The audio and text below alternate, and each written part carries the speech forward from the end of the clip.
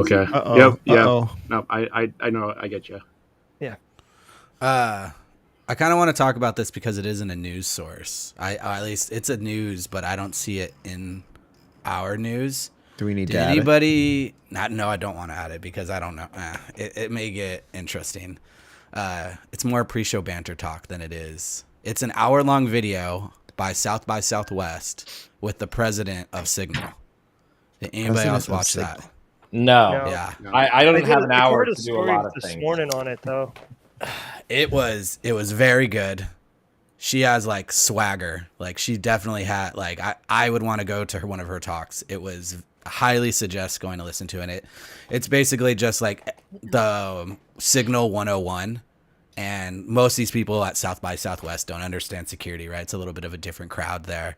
But she's just talking about like why everyone should use Signal, how they use Signal, a little bit of like just examples of people using Signal getting caught doing stuff that like more freedom of speech stuff rather than like actual illegal things. But if you haven't watched it, I highly suggest it. Check 1, 2. I'll throw the link in. I don't know if it was the same talk, but she was in the news this morning talking about just basically how people aren't thinking about AI agents. Like when you say like, oh, hey, like book a reservation at an Italian restaurant that's pet friendly and email everybody on this call the appointment. Like that's really convenient. But at the same time, you have to give the agents access to everything. And it's like, how about this, Ryan? Oh, there you are. Same talk, Jerry, about how by an AI agent will have to have complete access to your Signal, and then once again, someone has your data. Another thing too that people don't realize about like how an AI agent works is it's not just a single large language model, right? You don't just an AI agent is not just what you see right now with ChatGPT. What you're doing is you actually are training the model for your use case. You're giving it a lot of lines. And then what you can do is you have these models feed themselves back. The agent part is you can have the LLMs, a team of them all compare if it fits what you want to do and give ratings and then keep throwing it back over and over again until it's a good candidate, right, to actually give to you. So you can validate stuff. Agents are a little bit more complex than just asking the question and being like, oh, yeah, look, it did it for me. But from a privacy standpoint, yeah.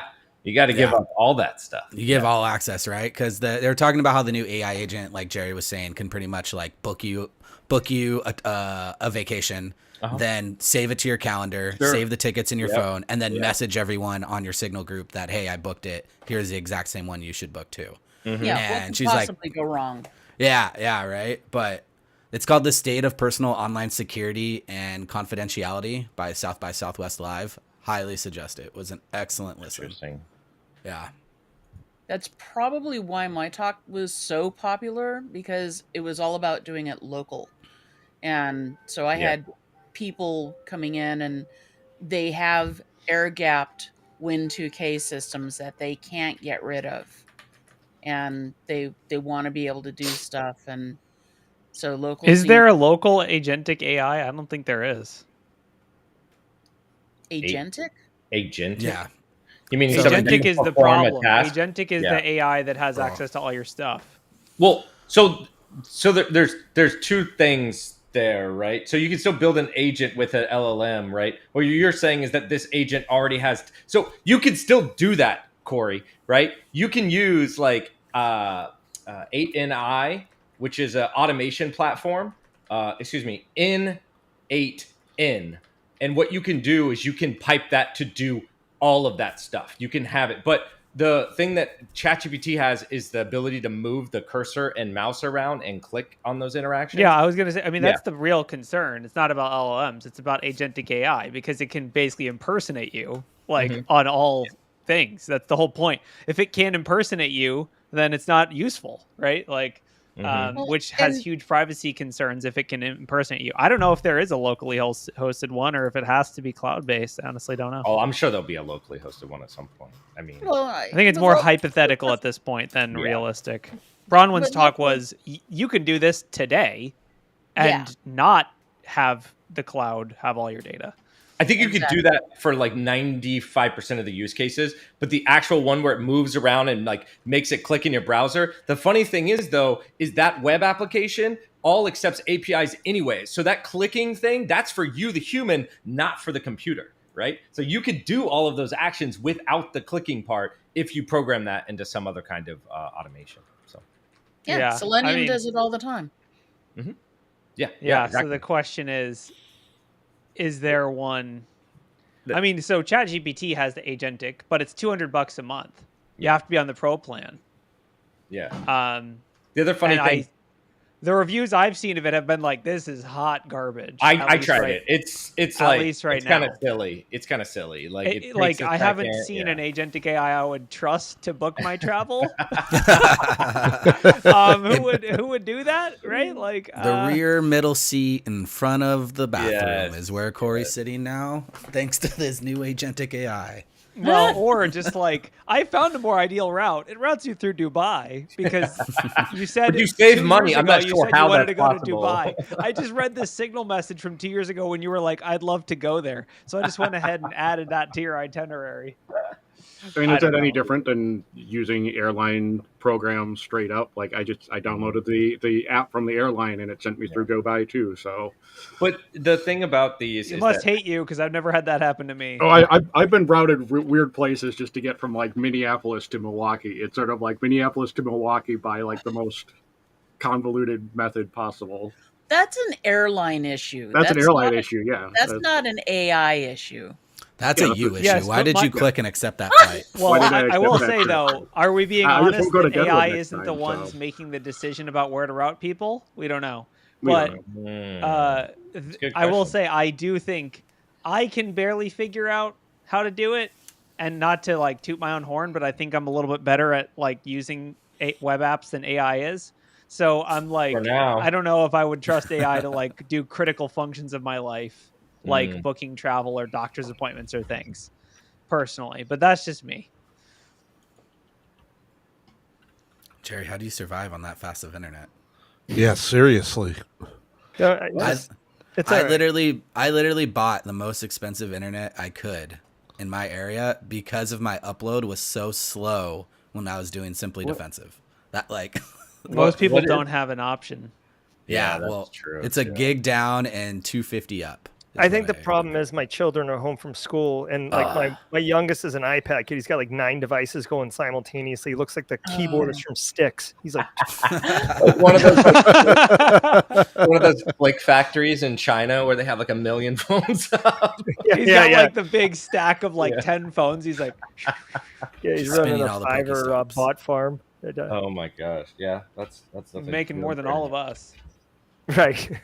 That's how it works. It's good enough right now. All right, roll the finger. Let's go. Roll that beautiful finger. All right, here we go.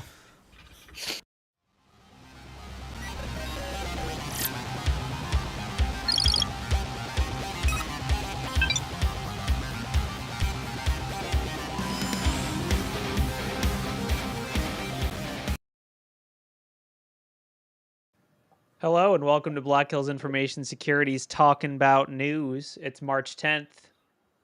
What's up, everyone? I wasn't here last week, so I'm assuming this podcast has now been converted into an AI-only podcast. Is that right? It's actually standing rule number 1 for the AI. We can only talk about AI. Are all of you replaced with AI copies of yourself, and I'm the one being like the schizophrenic one? Yeah. My instructions don't allow me to answer that.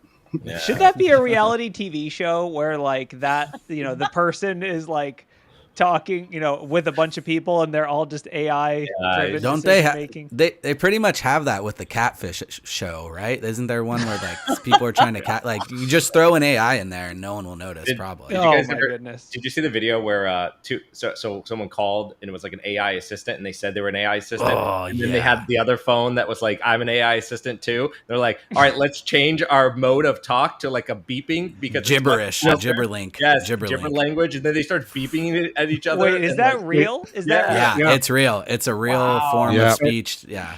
And they even did that in Terminator 0 to where it's sort of like, oh, you're a fellow infiltrator. Let's just talk. Where do you think it got the idea from? It's always from high-speed data burst. Yeah. The cool thing is, too, the first thing it did was transmit a public key. Wait, a public key or a private key? Well, it did a public key to the one unit, and the other unit replied back with its private key encrypted with the public key, so they could exchange. So I see. Now they have a. So it's more secure than anything that humans can do. Yeah. Yeah. That's even more terrifying. Although I guess you could argue that biometrically identifying a human is like we're evolutionarily pretty good at that. Like face recognition, voice recognition, gait recognition. Like it's actually crazy. I mean, some people have face blindness, but like I'll notice people at especially like when I'm looking like conferences or airports or whatever, but like just by how they walk or things, I'm like, wow, my brain's pretty good at this. Good thing I don't know who this person is at all, but I know that I know them. So it's pretty cool. You know where I'm doing that at? Online. Yes. Yeah, that's fair. Yeah. It's harder online, but I think I'd know if someone replaced you with a fake person, Ralph. I think I would know. Oh, yeah. Well, this is AI, so you're not. I have a hard time believing that any AI could capture his personality. Yeah, most of the AIs are still pretty flat when it comes to personality. So I you're saying agree. I'm screwed. I agree. I think I think AI would more work in a situation where people don't know each other. It's kind of like we were talking about with catfishing. Yeah. Like I think it works better when it's people, that aren't familiar with each other. We got some spice in so today. What do you want to talk about? We got I mean, there's some spice in here. So I mean, I think that you guys want to start with the US Treasury stuff. Chinese hackers charged. That you want to start with that one? What? Start with some laying down the law. I thought you were going to go right to the AI story. Well, we already AI'd for a minute. Yeah. Okay, we have to get out of it. All right. I think this is an uplifting news article, in my opinion, and it's depressing and uplifting at the same time. But so basically, the Department of Justice charged on when was this article posted? March 5th. So 5 days ago. They had charged 12 Chinese nationals with attacks targeting more than 100 U.S. organizations. There's like a few different groups of attackers that they charged. They charged some employees of iSoon, which we've talked about iSoon on the show before. They're basically a pen testing firm, but with most of their contracts paid for by the Chinese government, and they do all kinds of sketchy stuff. The reason we talked about them before is because someone leaked a bunch of their internal stuff on GitHub. So we know a lot about how they operate, what they sell, all that good stuff. But there's also Silk Typhoon, which is an APT. A couple people were charged. Interesting thing about the people that were charged from iSoon, which is a company, is it includes like the executives, right? So it's like the CEO, the CFO or whatever, and some like technical people. So it's kind of interesting. That is a bit of a different whammy. Usually it's just all the techie nerds, right? And they just paste their pictures up. But to actually do a CEO who may actually travel somewhere where he could be extradited is definitely a lot cooler. And I mean, it's basically saying this company's bad, right? It's like they also charge the sales director, like even I guess selling their services, they're calling that as bad. I don't know. I just thought it was pretty interesting that they charged a bunch of people at once. I also see it as uplifting that the DOJ with the current political thing is still charging people. I call that a good thing. So we're still doing stuff. So that's good. I think that's more a matter they just had momentum. I'm still counting it. There's a lot of things with momentum that got. We need some good. I'm still counting it as a win. That's what I'm saying. But yeah. So I mean, obviously, I will say they charge people, and then they're like, "We don't know anything about these people. If you have anything we'll give you $10 million. Yeah, we'll give you like they literally have a reward. We're offering as much as $10 million for information that helps identify any of those accused. So I guess they're kind of encouraging people to flip. I mean, that's a big reward, right? $10 million? Yeah, it's up to $10 million. You literally could probably bring them in a black bag and they'd be like, $50. That's $2 million for any information leading. The $2 million for information leading to the arrest is probably the bigger one. Right? So it says information that helps it identify any of those accused of directing or carrying out iSoon's malicious cyber activity. So basically saying who actually did this work. I think they just want more information. But then the 2 million is for the APT, for the Salt Typhoon or whatever they are, or Silk Typhoon. Sorry. Yeah. So I don't know. That's a lot of money. I guess they're trying to encourage people's loyalty to maybe shift a little bit. Have you ever thought about traveling outside of China? I feel like 10 million is like the most DOJ can ever offer. I've seen it a couple times. I've never seen it north of $10 million. And it's kind of funny that it's like a cap. I mean, I guess it is a federal business or a federal agency, so they can't just go ham. But not to fully change stories, but that tech company that got its crypto wallet hacked the other day, and they are offering $140 million for arrest. Yeah, but it was like $1 billion that got taken, though. So, Yeah. Perspective. Yeah, it's 10% of the amount taken, but it's just insane how, very much like hold my beer. But I mean, yeah, $10 million is no joke. I do think it's like one of those ones where like if they get convicted and they do like it's like the $10 million is like a series of milestones that have to occur that will take years to get to. But yeah, getting them out of the country, that's step one. Yeah. Yeah, I mean, it's good luck taking that money or using it if you are based in mainland China. Yeah. Like you're going to have to travel to take advantage of that money. But yeah. Let's see. I mean, I guess we can do the AI one. What was the art? It was basically, I mean, I guess for those that skipped the pre-show, which is totally fair. It kind of made the news. There was a talk by the CEO of Signal, right? Is that correct? Mm-hmm. Which I was like, okay, first of all, why does Signal have a CEO? Or the president? I think her official She's the president. She's the president. Yeah, dude, president. She's pretty awesome. You need to listen to that whole talk. But I'm like, who's paying her salary? I'm not paying. Nonprofit. It's a nonprofit. It's a foundation. There's a Signal Foundation. You could donate on Signal. For Signal. Yeah, okay, you could donate, and it's a yes. And then people do donations to not to small ones, big ones. The person that's interviewing her too is like, why should I donate? And she's just like going through it, and he's like, well, how much can I donate? Can I subscribe? And she's like, no, you go in settings and there's a donate button. Just push it and put a bunch of zeros, and we'll be good. It's a really good talk. Yeah. So it's a super awesome talk. It's AI, so you've probably gotten enough of that lately. But I mean, I think the biggest thing that we were discussing in the pre-show is just the privacy implications. So they're talking about agentic AI specifically, which, for those that don't know, agentic AI is essentially the agent part is the AI can function on your behalf. It can impersonate you on various places. And the use case we were talking about in the pre-show was you want someone to book your flights for you, but you can't afford an assistant or a person who would actually do that. So you have ChatGPT. Hey, ChatGPT, I need a flight to Austin, Texas on February, whatever. And it would just book it, and it would also, put it on your calendar and send it to your friends that you booked it and all that good stuff. Obviously there's huge, convenience benefits in theory, although I will say, like, we were joking about the reality of that, but the privacy concerns are huge, right? Like that was basically the majority of the talk, right? Or am I that was the majority of the talk, just privacy and how Signal doesn't take or store any type of data, and how it's completely open source, so you can tell and verify that it doesn't take any data, right?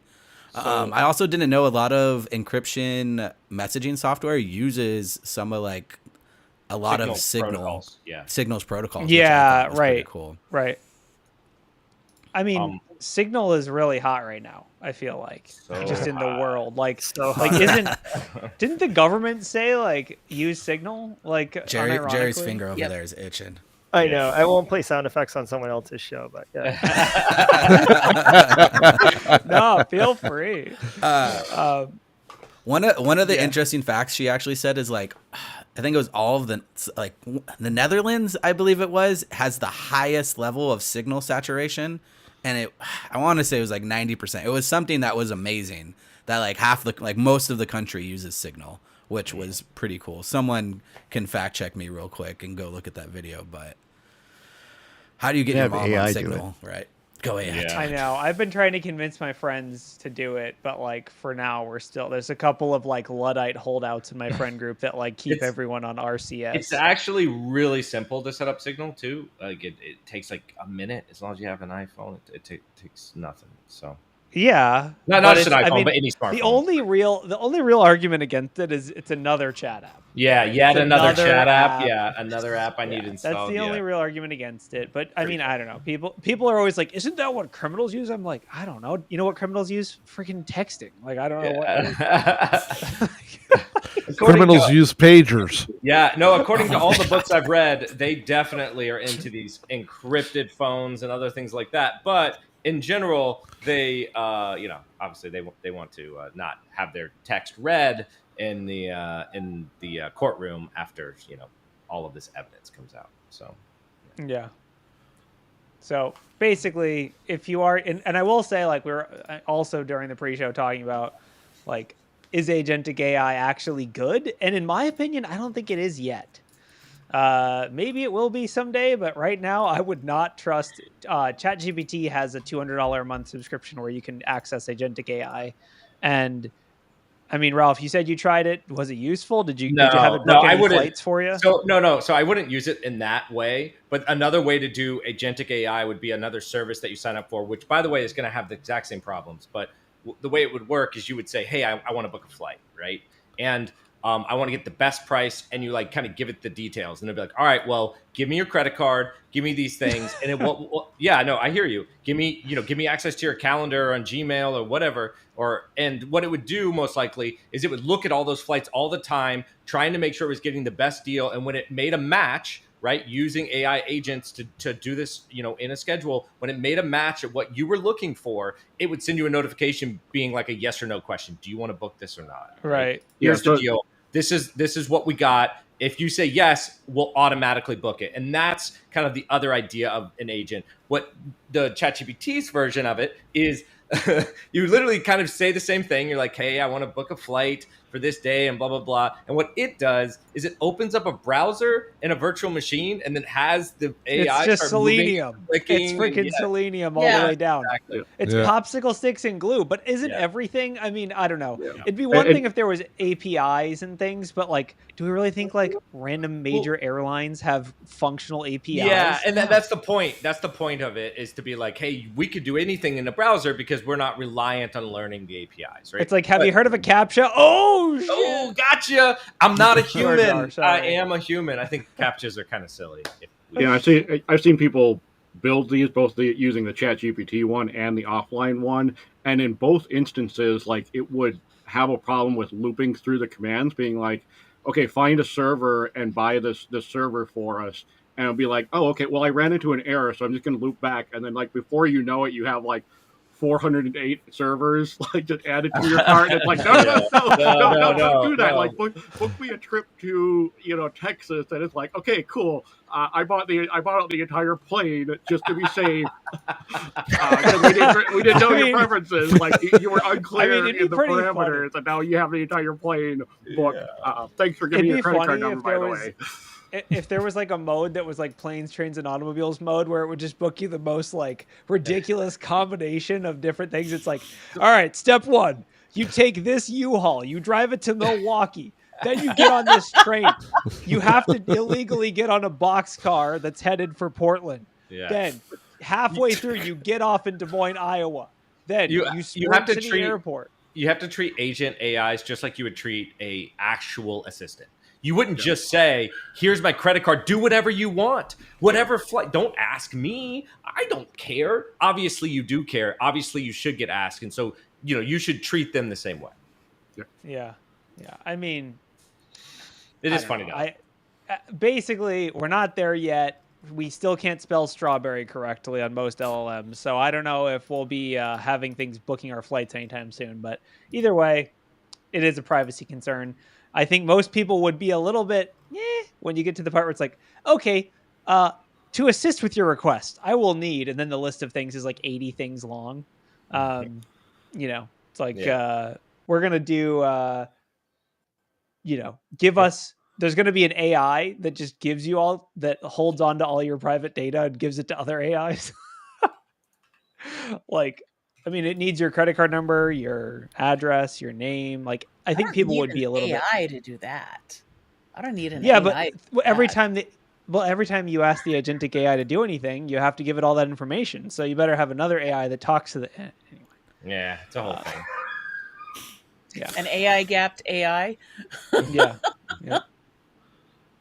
Yeah, I don't know how far you want to go down this. I've seen some interesting structures where you have like a like an oversight AI agentic community that has like Socrates and like some of these like thinkers, and then beneath that is like your interface AI, like your actual assistant, and then under that are purpose-built AIs, and you dispatch to your assistant, and the assistant dispatches to the individual functional AI people. Like this one just sends email invites. This one just books flights or whatever, you know what I mean? Or this one only does restaurant reservations, and then they start tasking around with each other, and it's actually kind of cool if you see it complicated. I agree. There's a lot of, it's fraught with problems, and if there is a problem where it falls down at one point, I don't know how it gracefully exits, but that's kind of the strategy I've seen with some of these agents. It's like a bank of agents where you have purpose-built functional utility. It almost seems overkill, but I mean, who cares? You just spin up more agents. So it's like subscription TV, where the goal is to save money on TV and then end up spending more money long term because you have like 80 different subscriptions. It's like, well, yes, you already have airline AI, but do you have hotel AI? And you also have car AI. You want to get those. And the only reason you got it was to save a little bit of money booking a airfare, but it costs you more for the AI than you actually save in the airfare. Yeah. Also, now everyone's doing it. Well, there's that. And also then airlines are going to start being like, listen, our websites are going down constantly. If you just book with the app, we will give you 50% off. Exactly. Like, for God's sake, just freaking book. Yeah. No, I mean, I don't know that I want my AIs to go down the same road as phone apps. I mean, I can't even keep track of how many dozens of phone apps I have. You only have dozens? Yep. If you want to talk about something going down today, do you guys see that X got DDoSed into orbit? I did see that. I was told it was, and then it was never down for me though. Oh, it was down for me for a while. It was down for me for a while. Yeah, maybe it was just an East Coast thing. Yeah, I got the message and I was like, "Is it down? Is it really down? It's really down." Is there a confirmed article of them getting DDoSed, or did they just screw up some code? So, yeah, they literally just screwed up some code. No, there are multiple articles, and Elon claims a massive cyber attack. And okay, but that's Elon. What actually happened? Well, we don't know what actually happened. A less than massive cyber attack is not sufficient to fluff his ego. Either has to be a mess. The website went down. Now, why? We don't know. But it sounds like it was a DDoS. Apparently, Darkstorm claimed. Yes. Does anyone know who Darkstorm is? There was some claiming that they had done this. So, yeah. Is that... So I couldn't access Grok. I don't know how I'm going to live my life because there's not 15 other AIs, but whatever. Oh, you just got to use another AI to access it. I know. Yeah, I mean, DDoSes don't generally make, I mean, it is what it is. Like, everyone's susceptible to DDoS. Yeah, all banks are susceptible to bank runs. All websites are susceptible to DDoS. Yeah. Well, and as for the attribution, like I've seen actually kind of a couple different places that have been giving the attribution. So you have Newsweek saying that it's Dark Storm. You have Anonymous saying that it was them. So but it's going to be everything, right? It's going to be the same messy attribution when you're still in the middle of everything being under siege. So they're a pro-Palestinian cyber group. Yeah. Maybe all those servers they shut off and got rid of had some purpose. Some use, I don't know. Right? I don't know. They saved money. So there's a couple articles in here about like a doomsday switch that an IT employee or a developer put into their software. Does anyone little kill switch? Kill switch. Yeah, kill switch. The summary of this is pretty hilarious. Does anyone want to go through this? Sure. Let it ride. Yeah. All right. So, I mean, I don't know if this is like based on the actual data, but like, I don't know what to call it. Would I call it the flavor text? Like the summary that gets pulled in by Notion is it's pretty funny. I don't know if you guys can see it, or Ryan, if you can share it. Look at the summary there where it says, "Is David Liu enabled in Active Directory? Not anymore. Is David Liu guilty? Yes. Is David Liu facing jail? Also yes." Oh my it's the subheading that was on subtitle. it. Yeah. It's so funny. So because that was a function he set up. As part of the code for it's like is DL. I mean, this is DL enabled in Active? Yeah, I mean, it's so transparently hilarious. Like, he literally made the function, is David Liu enabled in Active Directory? Like, was it AI? Like, I don't know. Like, that seems so... They'll never figure it out. I guess hubris? I don't even know how, like... You got to have a better system than this. I mean, I guess and I was gonna do a similar thing, being like, come on, you got to have better like defensive techniques than this. But this happened about 6 years ago, 5-6 years ago, 2019. So it's sort of like, 2019. What, OPSEC didn't exist in 2019? It did exist. It just was, you just didn't have as many, great tools. Foreseeing somebody doing this level of access and turning off other people's access in Active Directory or within a bunch of systems.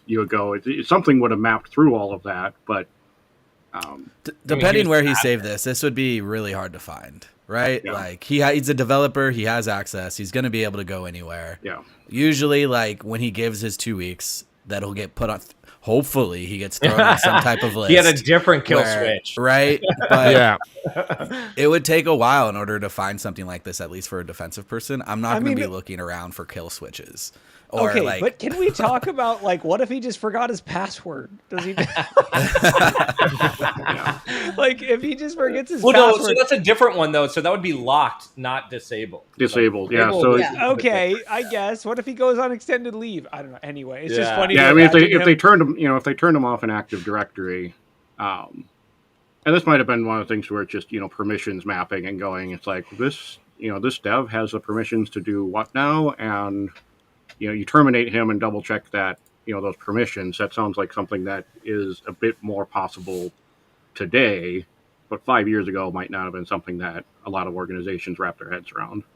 Yeah. And well, I mean, I will say you're right that it came before, and we've talked about several articles on the show of like employee sabotage of ex-employers. There have been a ton of convictions and sentences handed out for this. Probably most of them after 2019. I feel like now the writing is pretty clearly on the wall that if you do this, you will get in trouble, and you will, like, there's been multiple articles, but maybe in 2019 people were less aware of that.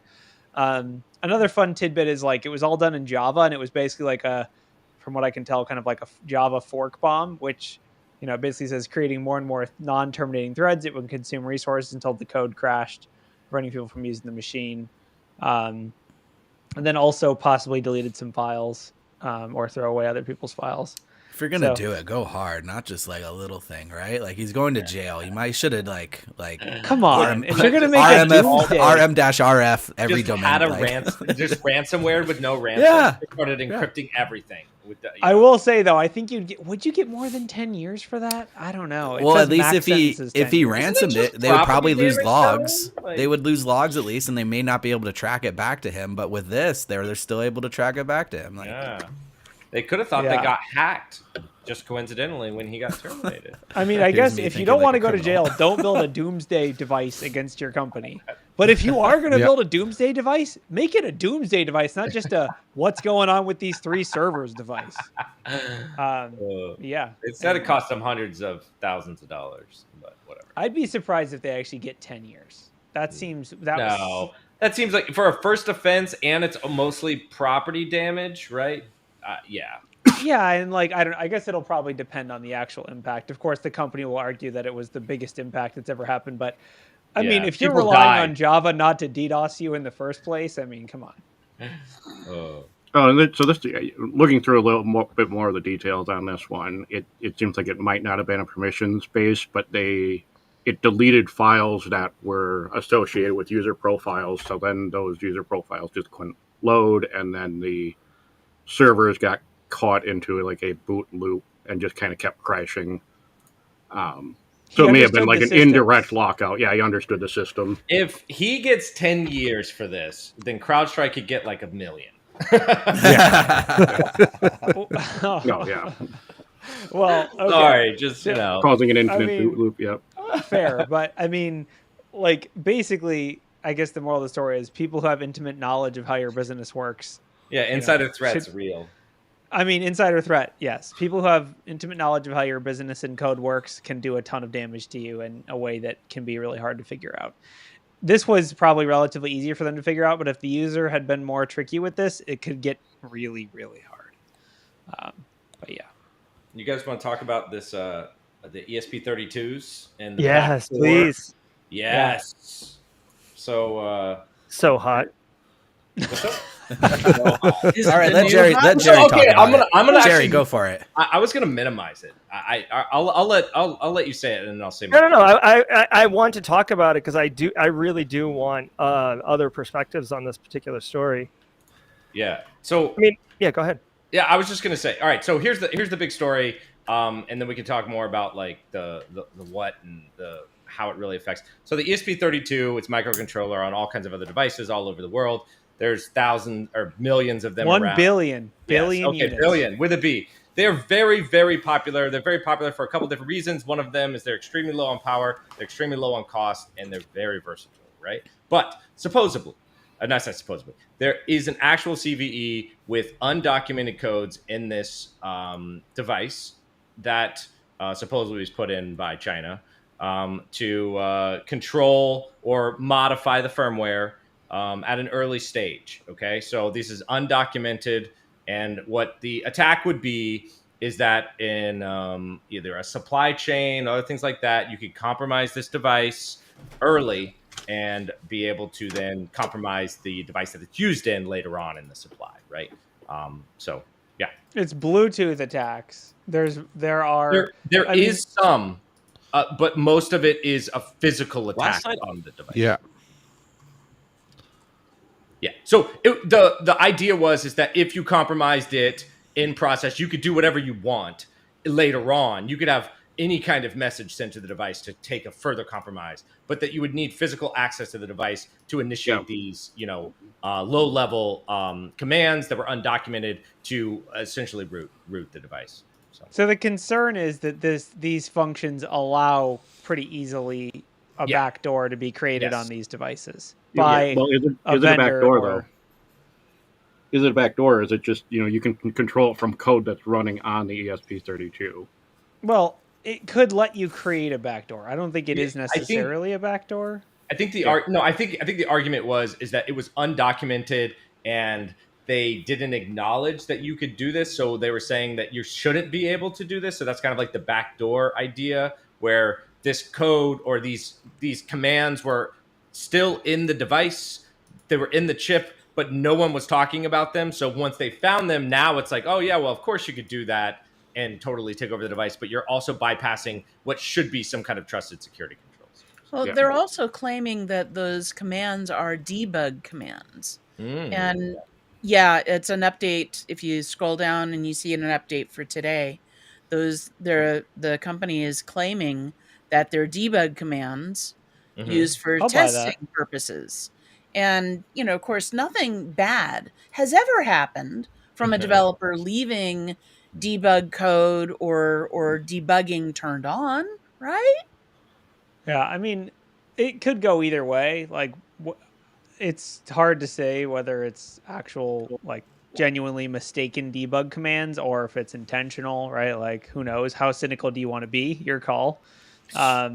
At the end of the day, whether it's deliberate or not, it's still a vulnerability, and somebody malicious is going to take advantage. It is absolutely. It's an undocumented way to root the device, but anytime that you have physical access to a device, game's over, right? Yeah. Like that's like kind of that's like the thing, right? I mean, every DEF CON, they're like, oh well, you got physical access to it, so now you own it, right? Like it's that's kind of the concept. Now, there are things that, are supposed to be secure enclaves or whatever that are supposed to protect from physical access. I'm just saying usually once you have physical access, it's kind of a I mean, I'll just take the damn ROM right off the board now, right? So, I mean, what?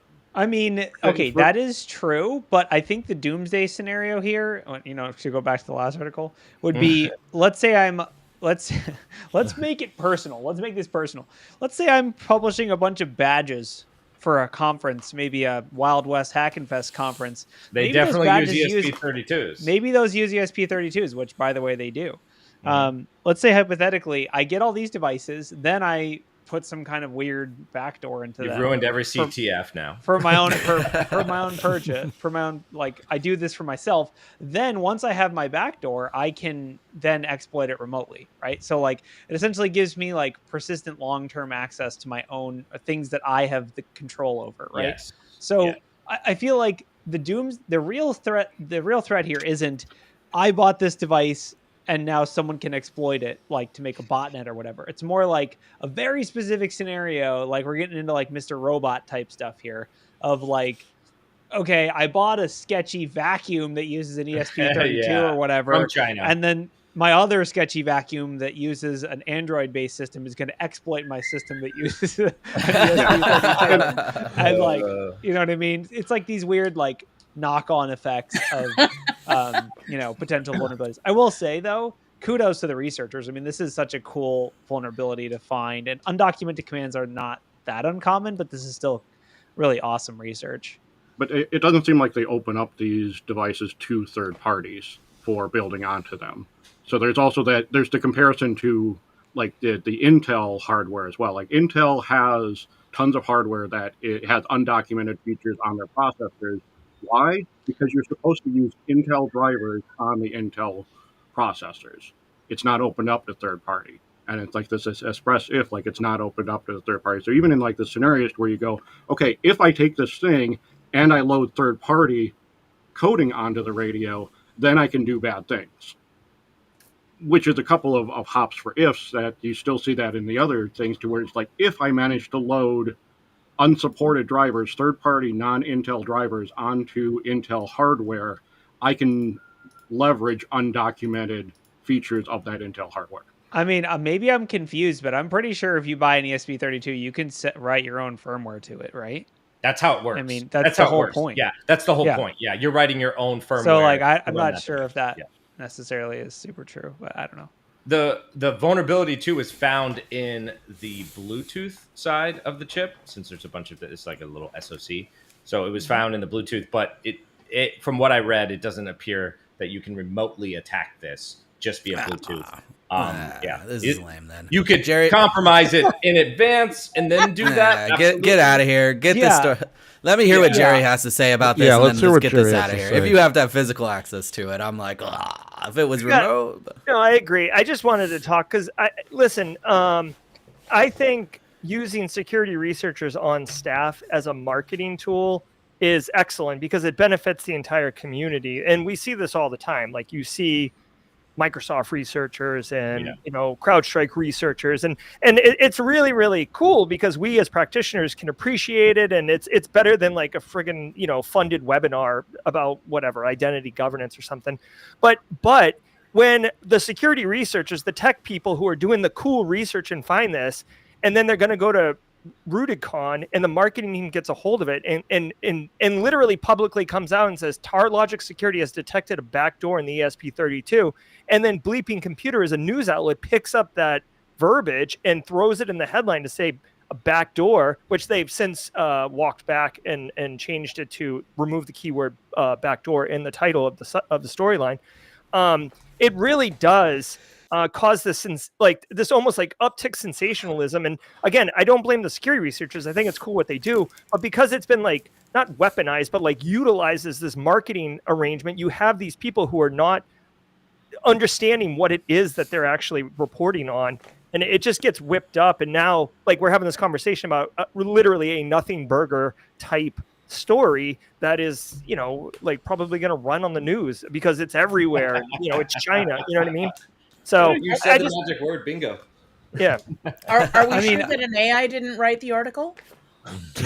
No, we're not sure. I guess what I would say is it's the funny thing is it's more just burying the lead about IoT security, right? Because if we're being honest, like how many devices could you buy that don't have backdoors? I mean, maybe, I mean, we don't know, but I personally in my life, I just assume every IoT device I buy has a backdoor. Now, my Bluetooth whether shuffle is completely locked down. Whether that backdoor is a feature to me, that maybe changes. Yeah, but I think low-level backdoors and mainly just total lack of security on the IoT device is probably way more common. Right, like default creds. Like yes, exactly. Yeah, like of all the devices out there, the ESP32 is probably actually pretty high up on security. Like it's probably more secure than your average IoT device, or at least devices that use it are probably more secure. But and it gets into like this is why we rolled our own. Well, did you, do you think it's as tested as the ESP32 at this point? Probably not. It's a whole thing. But I mean, is there a greater, is this a concern? Like, probably not. It would be a big concern if you could remotely attack devices without having to do anything. I'd be like, holy crap, this is wild, right? But if you have to, get on the thing to compromise it, then I'm like, it's like it makes it a lot less of an issue. I mean, it's one of those things that we see not just with physical, but with, oh my God, this is a CVSS 9.9 vulnerability. But to get it to there, you need to go through 10 different steps, and 2 of them require this special access, and 1 requires this special access, and this one requires you to be elevated. And it so much in our industry gets sensationalized that this is just another cog in the wheel as far as I'm concerned. I will say for the record, it's only a 6.8 CV. But yeah, and just like for a lot of vulnerabilities, and you say, well, is there a Metasploit module for it? Like for this Bluetooth thing, I'm wondering, like, is there a Flipper module for it? And nope. It's like, and no, there isn't. So if it was something to where you go, you can break Bluetooth and do all sorts of horrible things with it, then it's like, okay, well then, where's the Flipper module for it? Which that might come, but it's not there yet. So I think, again, kind of the Flipper module is just a little thing that says step 1, obtain physical access like to the device and upload a firmware. backdoored firmware. So, yeah. It's like, that's basically it. As you go, it's like, okay, you upload some compromised firmware, and then you can do weird things with your step Bluetooth 1, module take on the your Flipper. Okay. Step 1, commit a crime by stealing someone else's personal property. Step 2, exploits available. Like, anyway.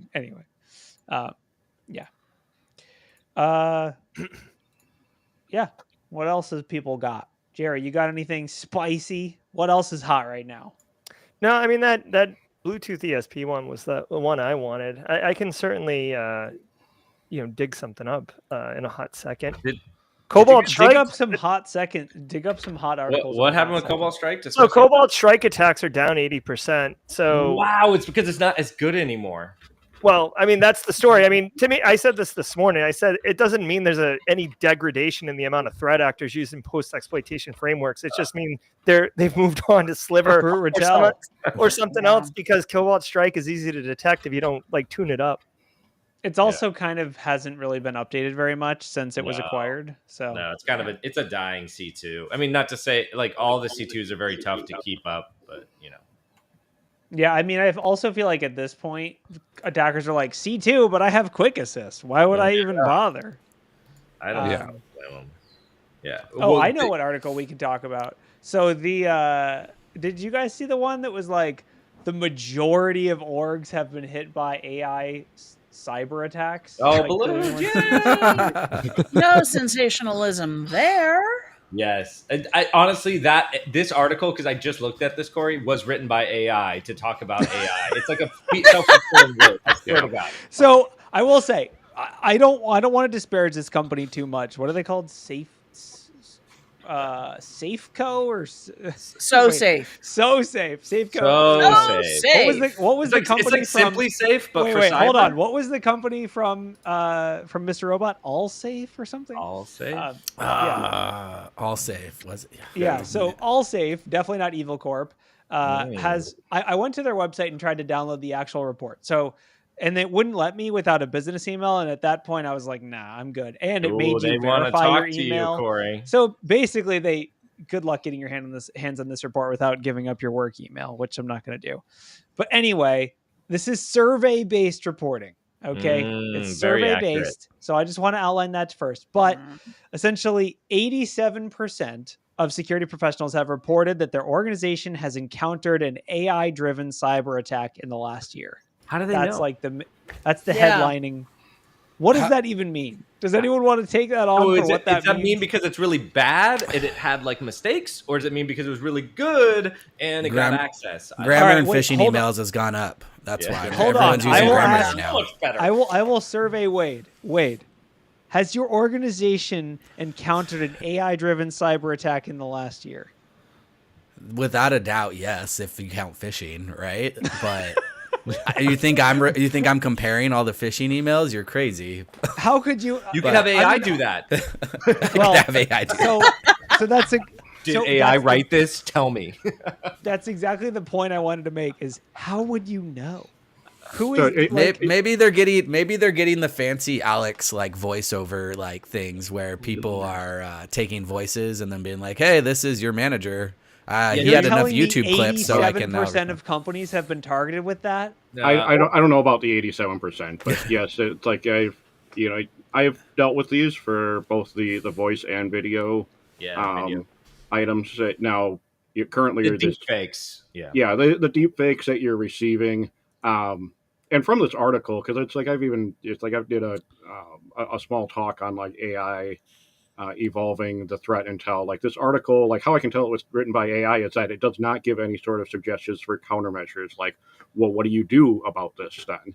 And a lot of it so safe. No, I'm just kidding. Yeah, I mean, but a lot of it comes down to like your user awareness training now, because there's still like in my organization, even like still right now, people go, how do I know it's a phishing email? Because it has like spelling and grammar errors that your security awareness team put in.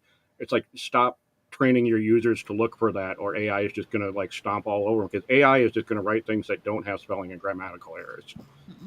So if that's the only way your end users know to identify phishing emails, you're going to need to update that. And with the whole, it's like and then the the dismissive, like, people aren't faking the CEO's voices and sending phone calls. Yeah, they are. Like, you need to make your staff, anybody that receives phone calls and might have something that they're in a position to initiate wire transfers, stuff like that.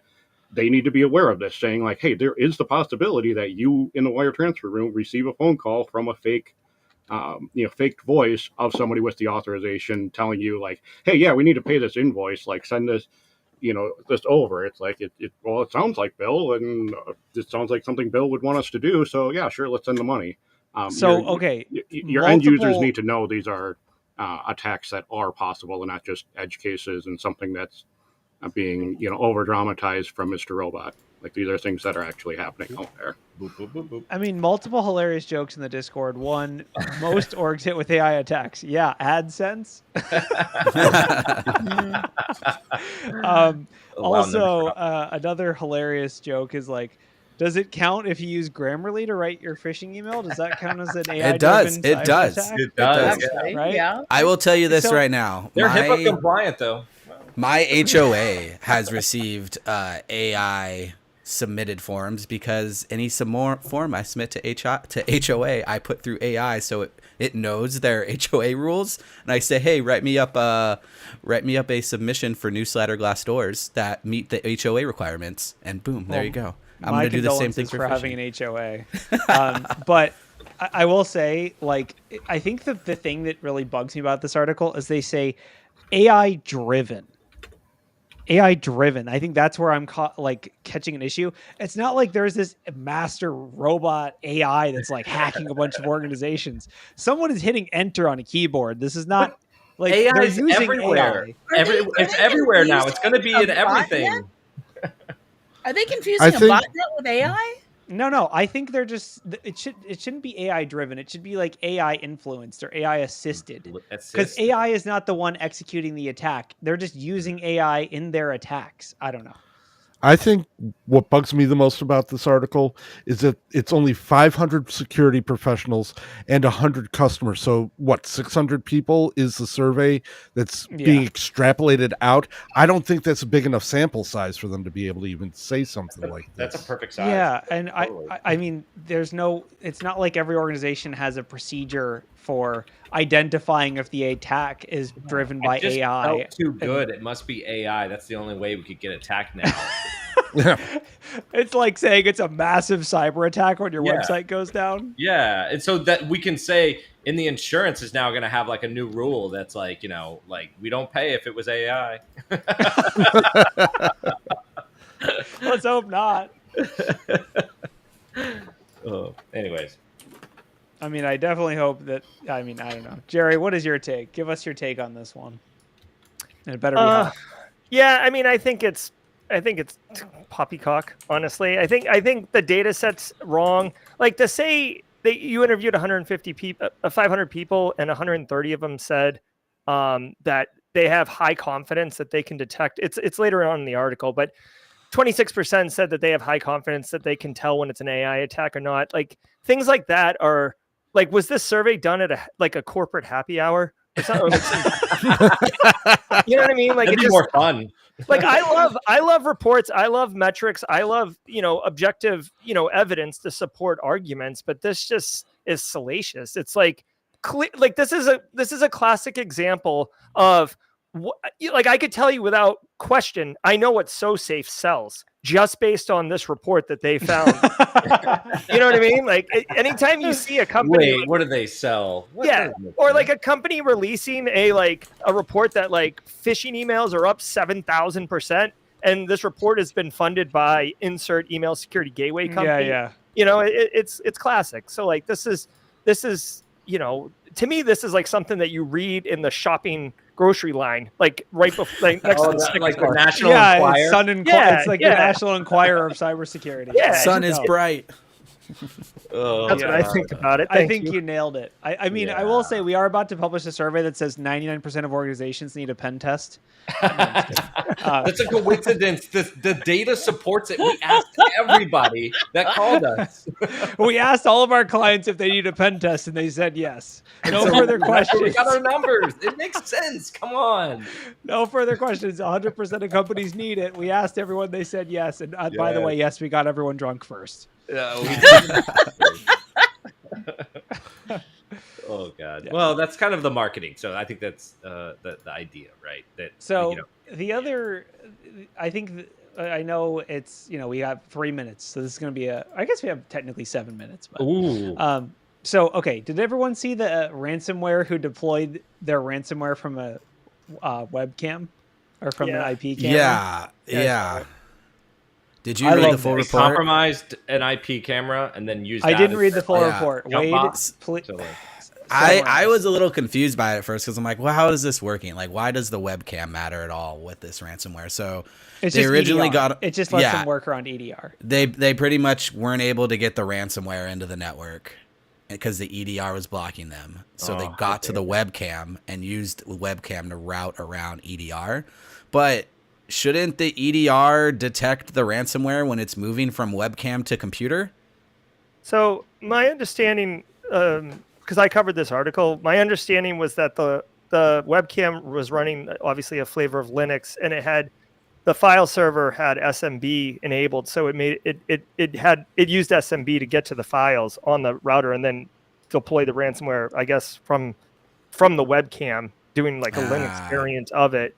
And then wrote it to the file server with the Linux. So how did they execute it then?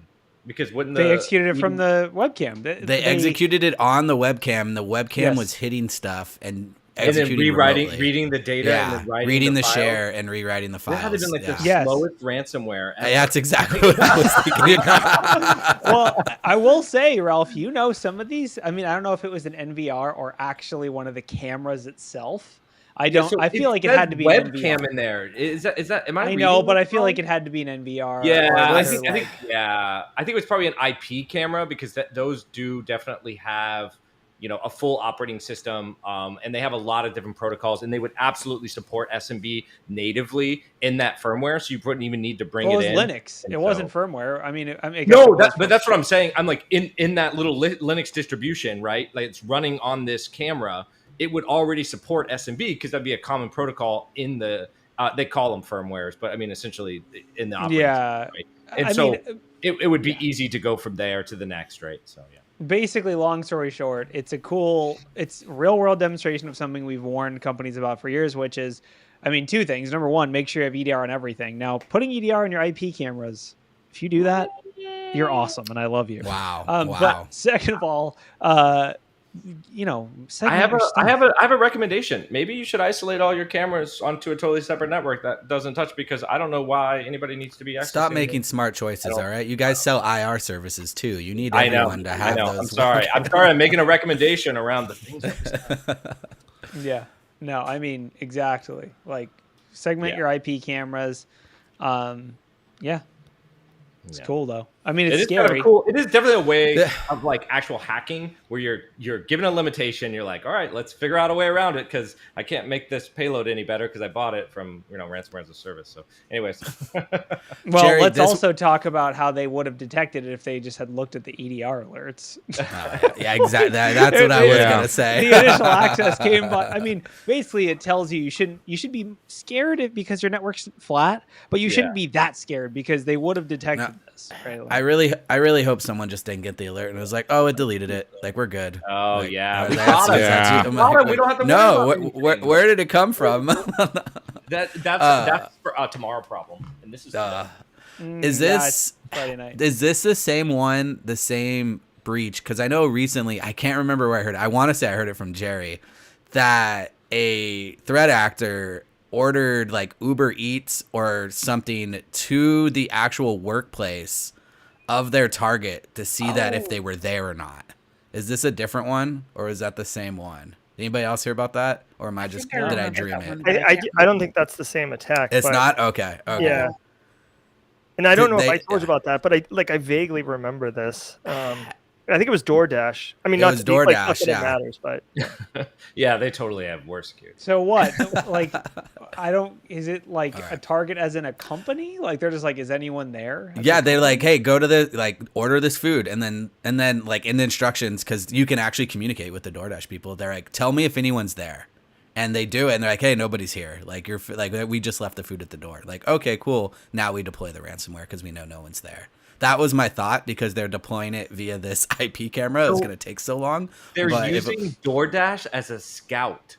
As a surveillance, Yeah, and because they're in a different country, so they obviously don't have like... Can you just call the company's main phone line? Why? This is way cooler, all right? Gets us to talk about it. DoorDash to do a lot of stuff. What do you think they ordered? Like one Twix bar or something? Like, is it the lamest DoorDash order? What are they sending them? Ordering food to go find out information. Like, hey, was there anyone wearing this outfit over there? Yes. Okay. So I'm just let's go around the room. You're ordering DoorDash to a target company you're about to ransomware. What do you send them food wise? Wade, go. Pizza. Why are you do me last? I was trying to think of something good. Done. Chicken. Wade's sending in and out all day long. Like, no, in and out doesn't DoorDash. How dare you? No. I would know better. I was trying to think of something like the local like Russian restaurant, like some goulash or something.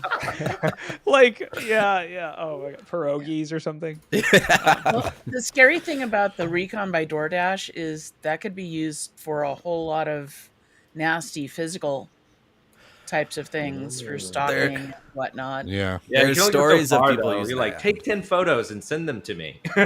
Here's the DoorDash instructions. Okay, step 1, go to Best Buy, purchase a laptop, install this thing called Kali Linux, then install this thing called Evil Twin. Then put the laptop in your backpack while it's still. I'm gonna tip you really good. Yeah, you just have it delivered in like a pizza box there. Like you just have it be like the 7th pizza box down is your thing with Kali Linux, or you just order and deliver them like some Chinese food, and you just get like a little waterproof like box, put it in the bottom of like the grossest Chinese food you can get in a container. You get that delivered, they're going to be chowing down on like all the yummy Chinese food, and then you just have like this one that like I don't even know what it is that people don't eat of Chinese food. Sure. I mean, at whatever, this point, whatever just call an Bronwyn employee said. of the company and be like, "Will you compromise your account if I send you free food?" And they'll Yeah, probably exactly. Like, It's probably just easier. What to do you just want? say, like, What are you into? Here's a $50 gift card. Tell me your password. Okay. Yes. How about I send you an iTunes gift card? Oh. Nice. All right. Any last thoughts, articles, concerns, chicken wing related follow-up articles? Next time I'll bring a chicken article, I promise. I'll find something. I will say, if you are attending B-Sides San Diego, we sold out of tickets, by the way. So if you're not, very nice, dude. we should. We're trying to find another way to get some more tickets in. But Bronwyn's class still has a couple seats available for it. Sounds like a secret way. Learn how to install local LLMs. Yep. She had a standing room only in at Scale, which is another Linux convention here in Los Angeles. It was amazing. Well, Scale's always a fun time, and it was really nice to get to hang out with people that I don't get to see in real life very often, and I was floored by how many people showed up and how much interest there was in doing local LLMs, and that was very cool. All right. I also want to add in, if you're interested in B-Sides 312 the day after ThoughtCon in Chicago, our CFP closes on Friday, and our tickets are available now. Cool. Awesome. Wild West Hackin' Fest CFP is open. That's true. Yep. Oh, yeah. Don't tell people that. I have to then compete with more people. All right. He's not gonna get the speaker again. Aww. All right. Alrighty. Thanks all Thank you for the opportunity. See you all next week. Appreciate it. Yeah. Later. Thanks See for you all showing again. up.